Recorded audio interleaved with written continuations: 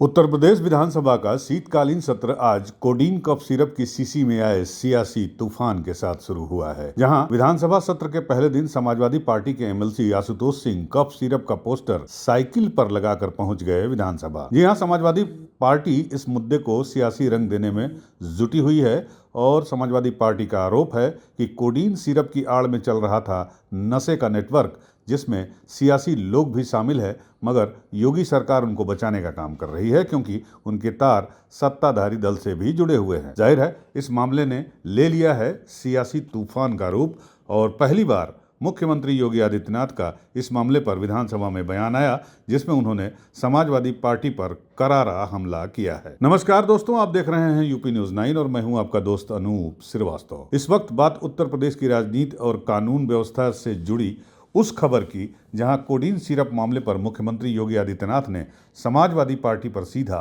और तीखा प्रहार किया है। विधानसभा के शीतकालीन सत्र के शुरू होने से पहले मुख्यमंत्री योगी आदित्यनाथ ने मीडिया से बातचीत करते हुए कहा कि जांच होने दीजिए, दूध का दूध और पानी का पानी हो जाएगा।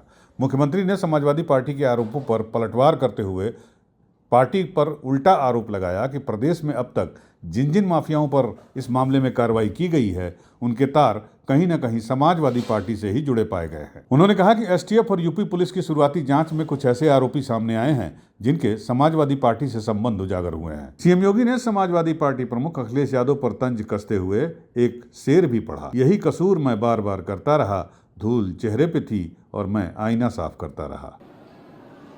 यह हर व्यक्ति जानता है कि हर माफिया के संबंध समाजवादी पार्टी से रहे हैं, लेकिन प्रारंभिक जांच में सामने आया है कि उससे जुड़े हुए जिन अभियुक्तों को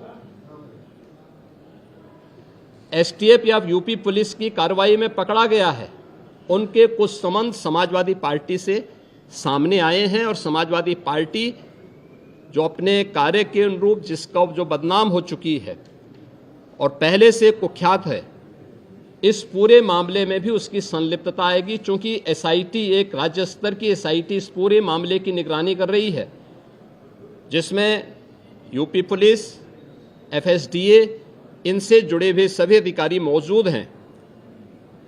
इनके अवैध रूप से तस्करी के साथ साथ इससे जुड़े हुए अन्य जो महत्वपूर्ण पहलू होंगे, किन किन लोगों के पास ये धन गया है, ये बातें भी सबके सामने आएंगी और इस बारे में पूरी रिपोर्ट आने के बाद ही इसके बारे में कुछ कहा जा सकता है। लेकिन ये ज़रूर मैं कह सकता हूँ कि जो सपा प्रमुख के द्वारा कहा जा रहा है, ये वही स्थिति है कि यही कसूर मैं बार बार करता रहा, धूल चेहरे पर थी और आईना साफ करता रहा।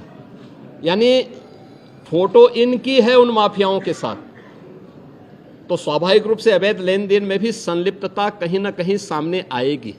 जांच आने दीजिए, दूध का दूध और पानी का पानी सबके सामने आएगा।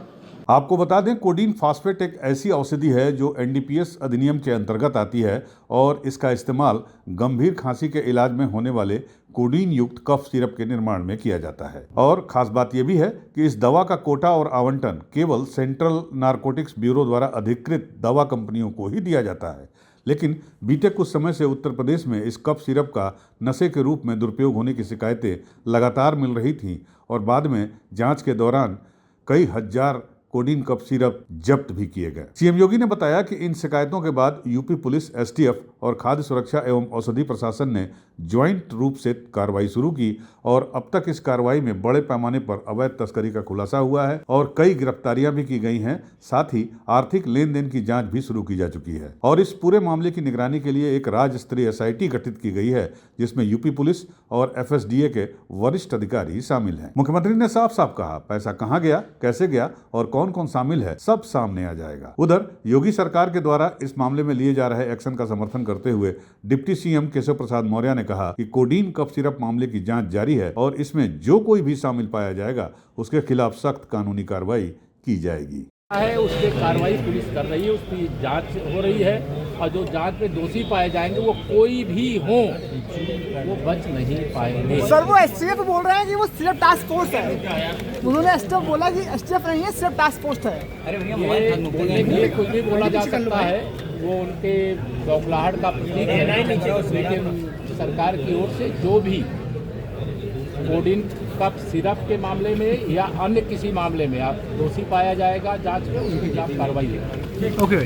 जाहिर है इस बयान के बाद प्रदेश की राजनीति में सियासी हलचल तेज हो गई है और अब विपक्ष सरकार पर जवाबी हमले की तैयारी में जुट गया है। आपको ये भी बता दें कि शीतकालीन सत्र 24 दिसंबर तक चलेगा और इसमें हंगामे के पूरे आसार दिखाई दे रहे हैं। अब सबसे बड़ा सवाल यही है कि क्या कोडीन सिरप तस्करी मामले में वाकई बड़े राजनीतिक नामों की भूमिका सामने आएगी? SIT की जांच किस दिशा में जाएगी और क्या इस मामले से उत्तर प्रदेश की राजनीति में कोई बड़ा मोड़ आने वाला है? और क्या यह मुद्दा अगले विधानसभा चुनाव तक जिंदा रहेगा? इन तमाम सवालों के जवाब आने वाले दिनों में जांच के साथ सामने आते रहेंगे। तो बने रहिए यूपी न्यूज़ 9 के साथ हर बड़ी खबर, हर सियासी हलचल पर सबसे तेज और भरोसेमंद अपडेट के लिए। लखनऊ से ब्यूरो रिपोर्ट।